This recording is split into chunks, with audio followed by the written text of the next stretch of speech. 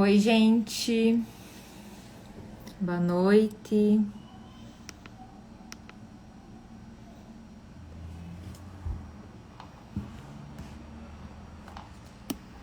Boa noite para todos vocês.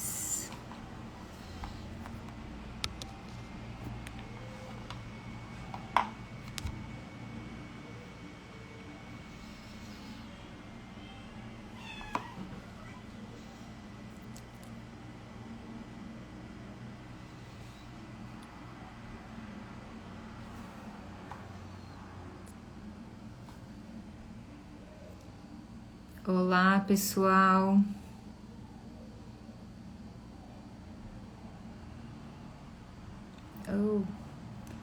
Tudo bem? Larissa. Boa noite.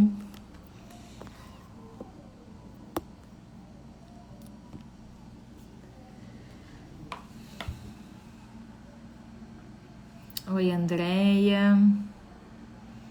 Mike tá aqui também. Boa noite para vocês. Hoje a gente vai falar sobre as deduções legais na declaração do imposto de renda. Tudo bem, gente? Legal ter vocês aqui. E essa é a nossa terceira live, né? Nós começamos aí no começo de fevereiro, então terceira semana hoje. Essa live vai ficar disponível na outra semana, então daqui a pouco eu vou disponibilizar da semana passada.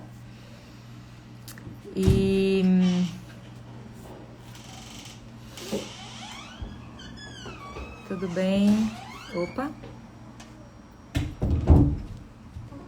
E eu vou esperar mais um pouquinho aqui, que a gente já vai começar.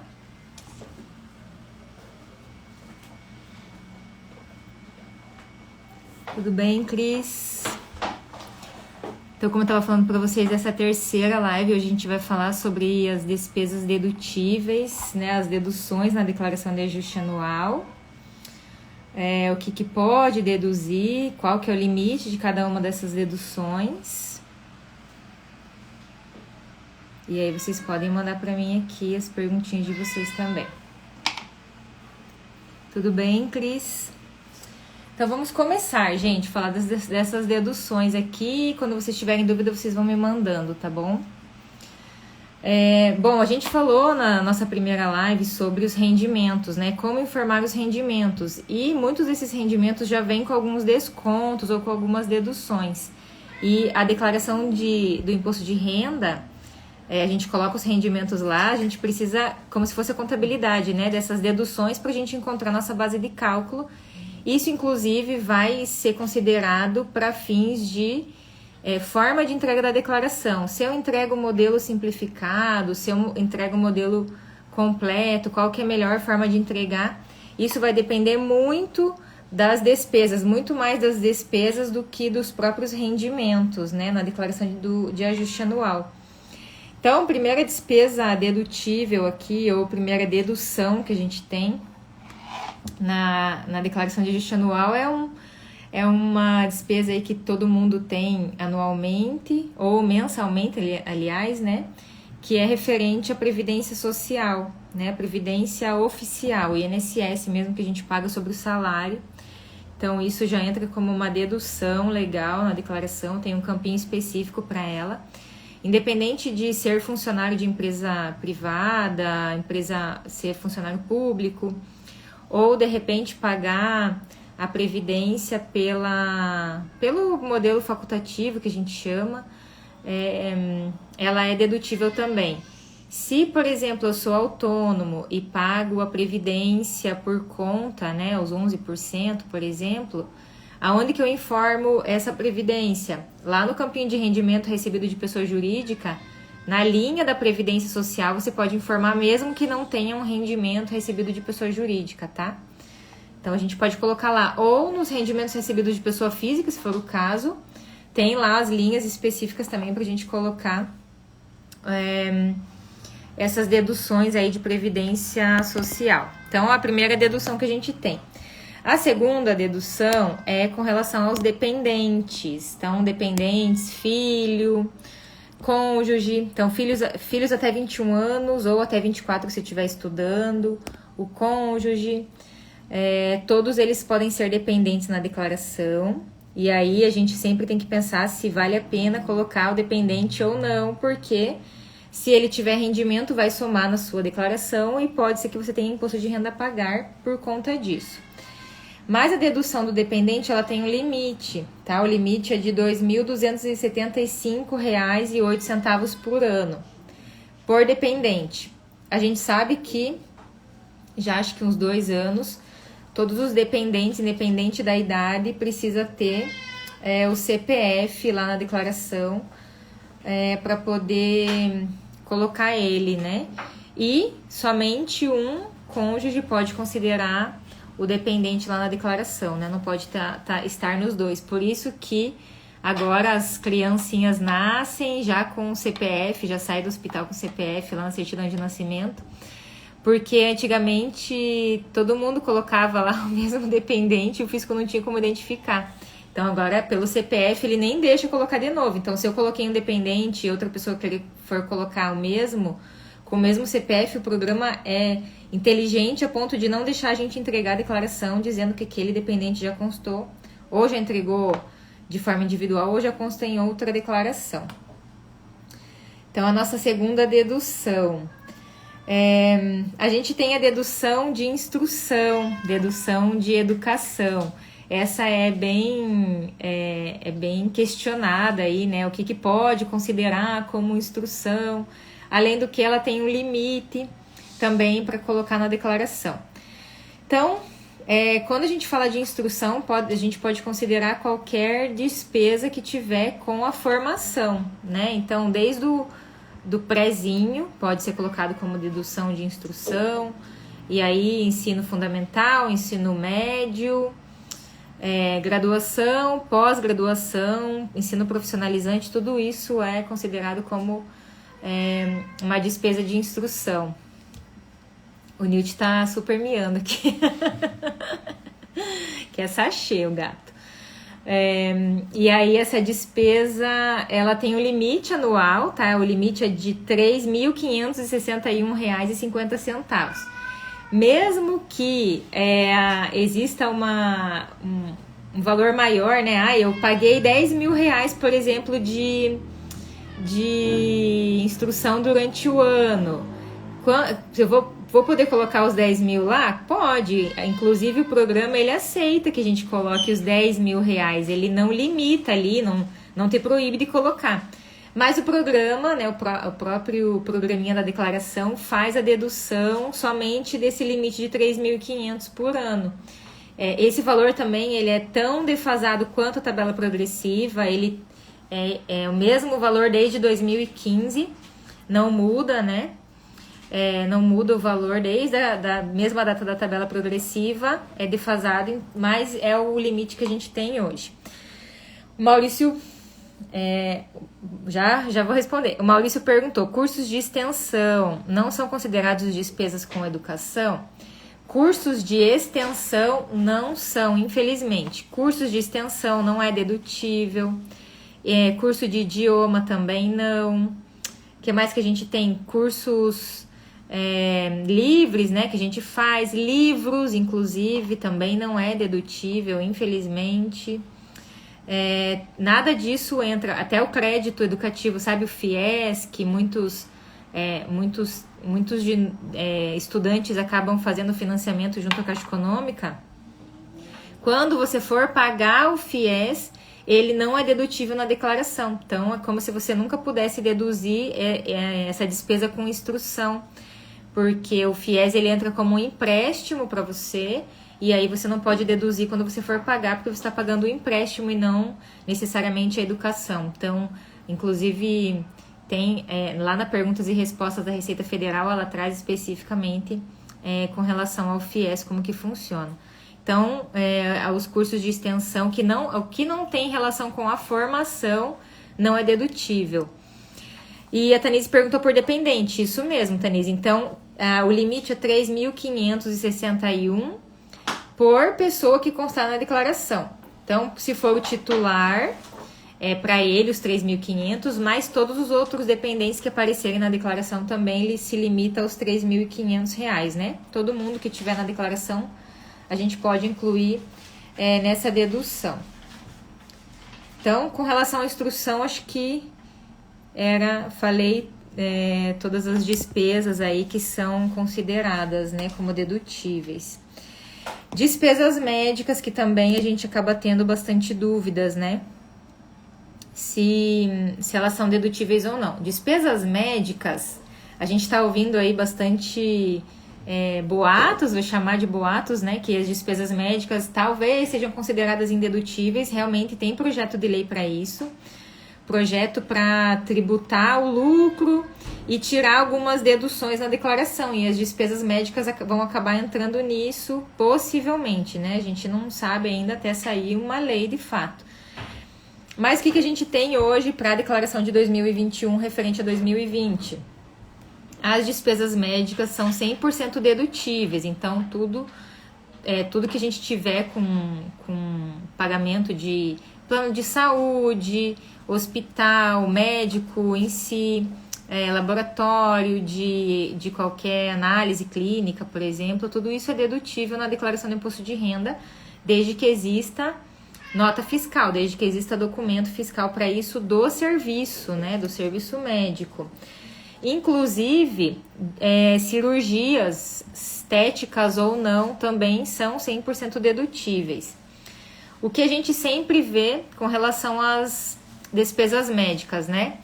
Remédios, eu posso deduzir na declaração de imposto de renda? Remédios comprados em farmácia, não.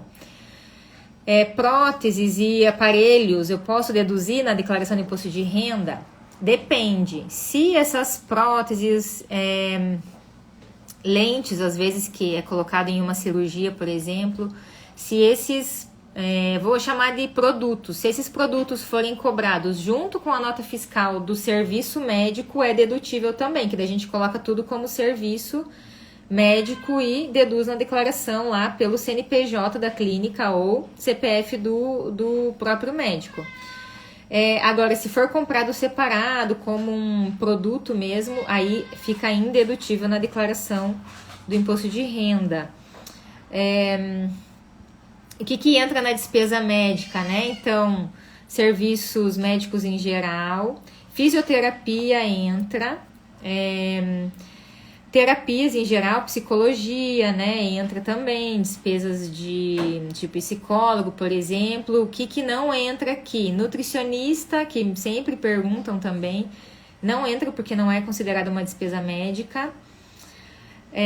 Pilates, e aí depende, né? Se for um recibo de fisioterapeuta, pode. Se for um recibo, por exemplo, de um profissional de educação física, não pode colocar na declaração que não vai ser dedutível.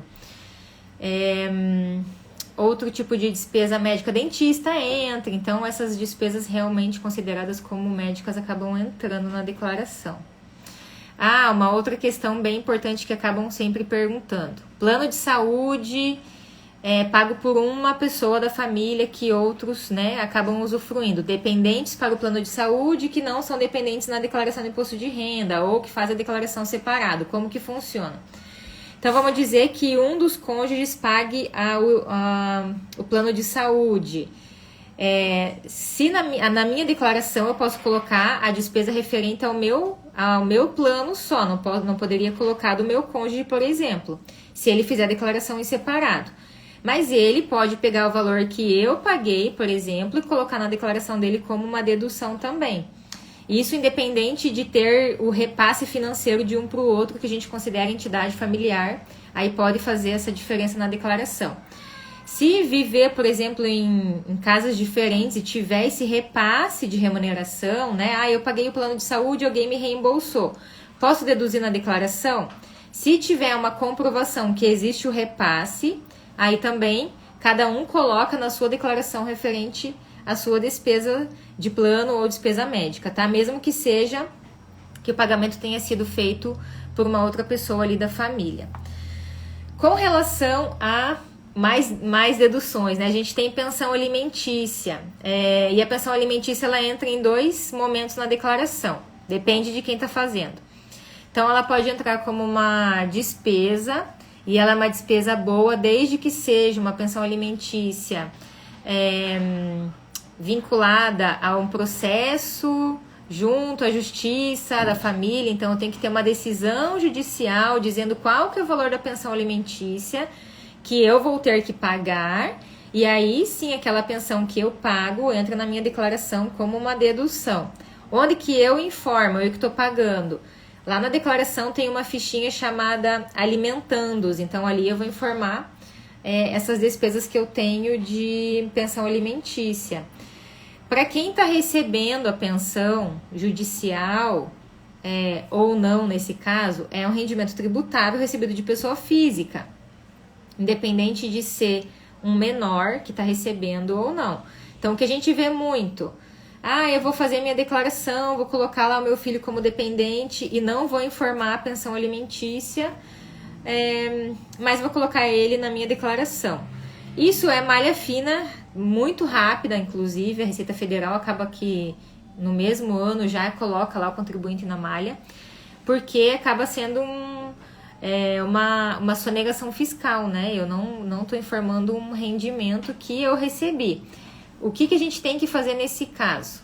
Pensar qual que é a melhor forma de fazer a declaração. Será que se eu colocar o meu dependente e somar esse rendimento vai ser... vou pagar menos imposto ou mais imposto? Vai ser benéfico para mim? Ou é melhor não colocar esse dependente na declaração e aí não precisa informar o rendimento? Mas o rendimento dele dá mais de R$28 mil no ano. Então, ele, menor, está obrigado a fazer declaração do imposto de renda, não importa a idade. Ele fica obrigado a fazer a declaração e informar esses rendimentos lá, e ele vai ter o imposto de renda para pagar no CPF dele, daí, diferente de quem tem a guarda, né, da criança, por exemplo, se for o caso. A pensão homologada, então, judicialmente, ela é 100% dedutível. Se for uma pensão amigável, que não tiver homologado junto à justiça da família, não é dedutível, não pode colocar na declaração. Se colocar, provavelmente vai cair na malha fina, porque tem que colocar o número do processo que consta lá na decisão judicial. E aí não vai ter essa informação, a Receita Federal não vai aceitar essa dedução. A outra dedução que a gente tem é com relação ao PGBL, que é uma previdência privada, plano gerador de benefício livre. Eu tenho uma live aqui no meu Instagram que eu fiz sobre PGBL e VGBL, a diferença dos dois. Eu até postei aqui nos stories essa semana. A gente tem 2 modelinhos de previdência, né? O VGBL ele entra lá na declaração como um bem e não conta para fins de benefício fiscal, né? Ou de planejamento tributário. E o PGBL conta como uma dedução na declaração. Então, para quem faz declaração na modalidade completa, né? Que a completa é receita menos as minhas deduções. Aí eu vou ter um lucro ali, vou chamar isso de lucro, esse lucro que é a minha base de cálculo. O PGBL, ele deduz até 12% da minha base de cálculo, da minha renda, tá? Então, eu vou pegar o total da minha renda, daquele valor total, 12% pode ser deduzido com o PGBL. Por que a gente tem essa vantagem com essa previdência? Na verdade, essa vantagem ela é quase que um diferimento do imposto, né? Então, o fisco ele te dá um benefício de você não pagar. Então, olha, contribuinte, você pode pagar menos imposto de renda agora, mas quando você for resgatar essa previdência daqui anos, 10 anos, 20 anos, não importa se vai resgatar tudo de uma vez só, não importa se você vai resgatar mensalmente, o valor integral do resgate vai ser tributado, né? Aí pode ser tabela progressiva, que é com base no valor, ou pode ser tabela regressiva, que é com base no tempo de aplicação. Como funciona uma aplicação financeira, né? Então, quanto tempo eu fiquei lá fazendo a reserva da previdência, isso tudo conta para fins dessa tabela regressiva, que é o próprio contribuinte que escolhe. Então, o PGBL é bom para quem tem declaração completa. A gente tem que pensar, se eu faço declaração no modelo simplificado, Não vale a pena fazer PGBL porque você não vai usufruir o benefício de dedução, mas quando você for resgatar, você vai tributar 100%. Então, é como se você pagasse 2 vezes imposto de renda, né? Sobre a mesma renda. Então, não vale a pena considerar o PGBL nesse caso. Existem formas de fazer o cálculo, né? A gente acaba fazendo meio que um planejamento durante o ano. Então, eu não tenho previdência ainda, quero adquirir, 2021. Começo já a fazer o planejamento do meu rendimento para saber se eu vou fazer declaração modelo completo ou simplificado, para ir fazendo os aportes no PGBL durante o ano. Eu posso fazer o aporte no PGBL até dia 15, mais ou menos, de dezembro, ainda cai para o mesmo ano essa dedução, tá? Então, a gente tem que pensar nessa vantagem aí. Essa previdência, ela funciona quase que como um planejamento tributário para a pessoa física. Então, é legal a gente pensar em que momento que eu faço ou qual das duas que eu devo fazer. Próxima dedução que a gente tem é sobre algumas atividades bem específicas aí que são transportes, né? Transporte de cargas e transporte de passageiros. Então, a gente tem aí muitas pessoas trabalhando com entrega de iFood, né? Entrega de comida. Muitas pessoas trabalhando como Uber. Então, como que funciona o rendimento dessas pessoas? Para aquelas pessoas que trabalham com transporte de cargas, o rendimento tributável não é o valor total recebido no mês ou no ano. Daquele total do rendimento, eu vou tributar somente 10%. Então, 90% é considerado despesa dedutível para esse contribuinte. Não precisa fazer livro caixa, não precisa fazer nenhum tipo de controle extra declaração. Só pega o total do rendimento, 90% a gente vai informar lá na ficha de rendimentos isentos e 10% na ficha de rendimentos tributáveis. E aí, sendo física ou jurídica, né? Não importa ali quem que fez o pagamento. Já para transporte de passageiros, que daí seria o taxista, Uber, por exemplo, motorista de van, o rendimento tributável, ele corresponde a 60% do total recebido no ano. Então, 40% eu vou colocar lá como rendimento isento e o restante, 60%, eu vou colocar na declaração como rendimento tributável, tá? Aqui, quando a gente fala dessas deduções aí, são as deduções mais comuns que a gente tem na declaração. Desde o ano passado, a gente perdeu uma dedução que era sobre empregada doméstica, né? A gente tinha a possibilidade de deduzir na declaração o valor de até um salário correspondente ao INSS que a gente paga, que o empregador, no caso, pagaria ali para a doméstica. E a partir do ano passado já caiu essa dedução, não voltou, e caiu simplesmente porque a lei ela tinha uma data limite para ter essa dedução e não foi atualizada a legislação, então a gente também não pode mais considerar como dedutível. A gente vai falar deixa eu ver se eu vou falar dela agora. Sim, a gente vai falar de uma dedução que ela acaba sendo uma forma que muitas pessoas veem dentro da declaração direto na hora da entrega como uma possibilidade de pagar menos imposto. Mas poucas pessoas acabam utilizando esse incentivo, né? Eu chamo de incentivo fiscal, porque ele não diminui drasticamente a tua declaração, depende ali do quanto que você tem para pagar durante o ano, que são as doações. Quem não fez doação no ano passado pode fazer doações dentro da declaração diretamente. A gente tem 2 possibilidades. Vou falar primeiro de uma forma geral.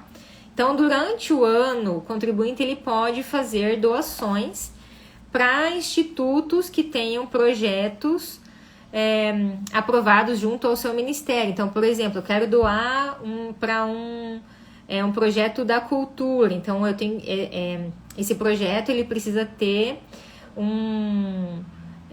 um documento aprovado pelo Ministério da Cultura, que é como se fosse uma normativa, a gente chama de ato declaratório, né? Vai ter um número lá de uma norma para considerar esse projeto como incentivado, e aí qualquer contribuinte que faça doações para esse projeto vai considerar isso como dedutível na declaração de ajuste. Então, para quem que eu posso doar?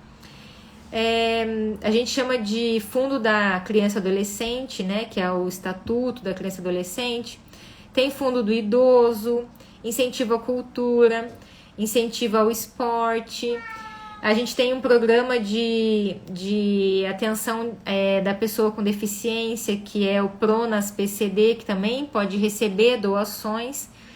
E tudo isso é dedutível na declaração de imposto de renda. Normalmente, então, eu faço a doação do dia 1º ao dia 31, de 1º de janeiro a 31 de dezembro. No ano seguinte, essa doação entra na minha declaração e ela diminui meu imposto. Diferente de todas as deduções que eu falei antes, todas essas deduções que eu falei até agora, elas diminuem a tua base de cálculo do imposto. Então, você vai pegar o total do teu rendimento, vai diminuir tua base de cálculo e vai pagar menos imposto. Com relação às doações, ela não diminui a base de cálculo, ela diminui o imposto de renda devido diretamente. Então, eu já tenho lá minha receita, minha despesa, tenho lucro, apuro imposto de renda. Sobre esse imposto de renda apurado é que vai vir a doação deduzindo um percentual dele. Quanto que vai deduzir? Em regra geral, as doações aqui, elas deduzem até 6% na declaração do imposto de renda. Então, tudo que eu doei no ano passado, eu vou deduzir do valor do imposto devido até 6% desse valor. Então, não é o valor total que eu doei, e sim o limite do meu imposto devido na declaração. Com duas diferenças, né? Para quem for fazer doação agora, direto na declaração. Então, não fiz doação ano passado, vou fazer agora na declaração. Referente ao fundo da criança e adolescente e fundo do idoso, essa dedução ela fica limitada a 3%. Então, ela diminui pela metade, né? Se eu faço a doação no decorrer do ano calendário, 6%. Se eu faço direto na declaração de ajuste, 3% de dedução. E a gente tem outras... e aí, se eu tiver doações... eu tenho fundo da criança e adolescente, eu tenho fundo do idoso, incentivo ao esporte, incentivo à cultura. Fiz tudo ano passado, não importa quanto eu doei, tudo isso vai ter que somar, se limitar a 6% na declaração. Com duas exceções, né, que é o programa de atenção à pessoa com deficiência e a atenção oncológica, são duas deduções que além dos 6% a gente tem mais 1% para cada uma. Então a gente pode ter na declaração do imposto de renda até 8% de dedução se eu fizer incentivo para todo mundo, tá? Então essas doações aqui elas não são muito utilizadas, a gente vê muito pouco. Eu mesmo quase não vejo nas declarações que eu faço, mas são formas de ajudar uma instituição e ainda você pagar menos imposto de renda. A gente acaba vendo essa possibilidade. E aí tem uma questão bem importante, que é com relação às doações efetuadas para partidos políticos ou candidatos. No ano passado a gente teve eleição, então muitas pessoas acabaram fazendo doações, né? Já que as pessoas jurídicas não podem mais doar, então as pessoas físicas acabam fazendo as doações. E será que a doação para partido político entra na declaração de ajuste como dedutível? O que vocês acham aí? Será que deduz? Lá na fichinha de pagamentos efetuados, a gente tem um campo, né, uma linha específica para doações feitas a partidos políticos ou candidato. Então, o contribuinte que fez doação é obrigado a preencher essa informação na declaração. Inclusive, o não preenchimento pode ensejar em multa de até 20% do valor não declarado, né? Então a declaração ela traz essa obrigatoriedade como se fosse uma prestação de contas, né? O candidato lá tem que prestar contas que recebeu a doação daquela pessoa física, mas ele também tem que, ou a pessoa física que fez a doação também tem que declarar. O Maurício falou que acho que não, tá certo. Então a gente tem que declarar. Aliás, eu acho até que tem um campo específico, não me lembro, a gente não tá com a declaração nova aqui ainda, não saiu o programa, aliás, não saiu nem a instrução normativa, né, desse ano, mas realmente não é dedutível, Maurício, mas tem que declarar. Então, o fisco, ele inclusive cobra multa se você não declarar. É mais como uma prestação de contas, né? A gente sempre fala que as declarações aí para a Receita Federal é um meio de fofocar aí o que um contribuinte fez para outro, e aí um declarou que pagou, outro não declarou que recebeu, e aí aquele cara vai cair na malha fina. Então, acaba sendo um débito e crédito para as duas partes aqui terem que informar. E aí, por isso que a Receita Federal acaba cobrando e aplicando penalidade para quem não informa. É isso na declaração. E por fim, gente, com relação à dedução ainda, a gente tem o livro caixa. O livro caixa, ele é uma dedução, ele é como se fosse uma contabilidade, tá? Vamos pensar que é uma contabilidade da pessoa física que ela faz no decorrer do ano. Então, eu acho que eu falei para vocês do Carnê-Leão na semana passada ou na semana retrasada. Quando a gente faz o livro caixa, normalmente o contribuinte já tem que fazer o Carnê-Leão, e ele faz dentro lá do site da Receita Federal, num programa específico disso. Quem que faz livro caixa? Contribuintes que tenham rendimentos de várias pessoas físicas, autônomos, que não têm CNPJ, trabalham direto com seu CPF. Então ele vai colocar como dedução salário, se ele tiver algum funcionário que ele pode ter, né, como pessoa física. Ele vai colocar as despesas necessárias para a atividade dele, então energia, internet, por exemplo, combustível, né, se ele tiver despesa aí com veículo, manutenção, tudo isso que tiver relacionado à atividade, à prestação de serviço dele, é dedutível no livro caixa. O livro caixa ele tem que fazer separado da declaração e depois trazer tudo isso importando aquelas informações fornecidas lá para o programinha específico do livro caixa. E aí todas essas informações são dedutíveis também. A pessoa física, prestador de serviço autônomo, pode ter prejuízo também nessa operação. E o prejuízo é compensável de um mês para o outro. Então, eu tive prejuízo num mês, se eu tiver livro caixa, né? No outro mês eu tive lucro, o prejuízo do mês anterior pode abater ou diminuir o lucro, eu vou pagar menos imposto naquele mês. E assim, até dezembro, a única coisa que a gente não pode fazer é pegar o prejuízo de um ano e passar para o ano seguinte no autônomo, né? A gente só pode passar transferir esse prejuízo, compensar o prejuízo no ano seguinte em dois casos. Para produtor rural, né? Então tem atividade rural mesmo, tem a ficha específica dele, ou para ações, né? Ações day trade ou ações ali de opções que o contribuinte acaba tendo prejuízo no ano, ele acaba podendo compensar no ano seguinte, desde que sejam ações da mesma natureza. E aí ele pode considerar também essas deduções no seu rendimento específico daí, né? Não é na declaração geral. Tudo isso daqui que a gente falou agora são deduções de forma geral que qualquer contribuinte acaba tendo, independente do seu rendimento ou da sua renda ali. Ele vai colocar na declaração de ajuste e vai poder deduzir. Todos os limites, a própria declaração faz o cálculo. Então, mesmo que eu coloque um valor maior, ela vai limitar aqueles valores de dependente, instrução e a previdência, né? Então, ele vai limitar esses valores e o que não tiver limite, ele vai deduzir direto. Com base nessas deduções, então, é que o contribuinte vai identificar qual que é a melhor forma de fazer declaração de imposto de renda. Modelo completo ou modelo simplificado. Quando a gente fala de modelo completo, então, quanto mais despesas dedutíveis eu tiver, menos imposto eu vou pagar. Então, rendimento menos deduções igual a lucro, tabela progressiva. Se eu não tiver nenhuma dedução, o que o fisco vai fazer? Pegar o meu rendimento, ele vai diminuir 20%, então é como se 20% do total que eu recebi fossem despesas boas, e vai tributar o lucro, né? Como se fosse um lucro presumido, vai tributar tabela progressiva sobre 80% dos meus rendimentos. Só que essa dedução dos 20% ela tem um limite. O limite é 16.700, eu não sei exatamente aqui o valor agora, mas ele tem um limite de 16 mil mais ou menos. Então, se eu tiver um rendimento de 150 mil, ele não vai diminuir 20% dos 150, ele vai diminuir os 16 mil.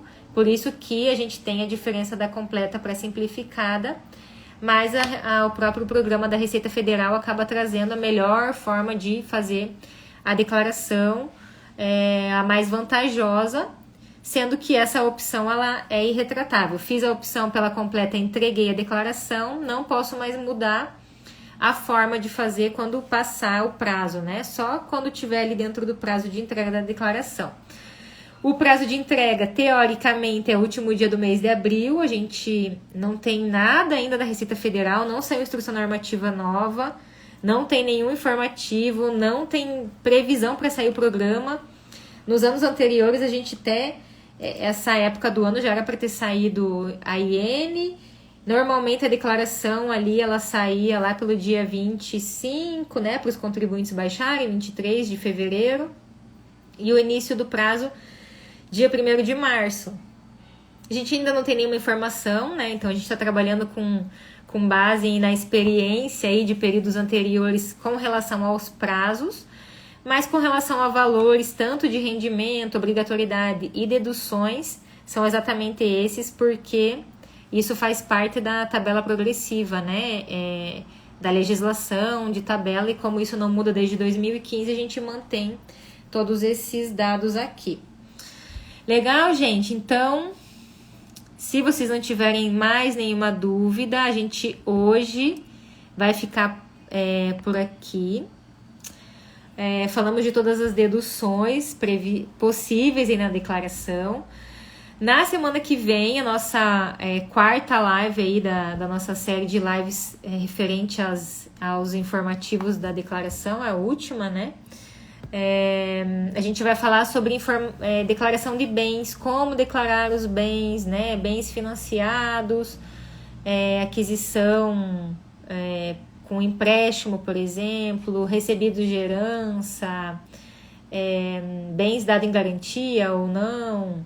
Então, a gente vai ter como fazer esse informativo aí na declaração, porque a gente também tem muitos erros desses bens e também bastante dúvidas com relação a isso. E é bom porque daí vocês, né, sendo contribuintes, já vão separando a documentação, porque essa parte dos bens é a mais complexa dos contadores fazerem, porque a gente precisa de muitos dados. Essa live de hoje, vou disponibilizar ela no Instagram aqui na semana que vem. A live da semana passada, já tô salvando aqui agora também para vocês. Mas eu já vou colocar no YouTube essa live de hoje, tá bom? Então tem o meu canal ali no link da bio, vocês podem acessar por lá também. Beleza, gente? Obrigada para quem me acompanhou até aqui. Espero todos vocês na semana que vem, pra gente falar na nossa última live aí de como fazer a declaração dos bens, tá bom? Beijos para todos vocês e até semana que vem.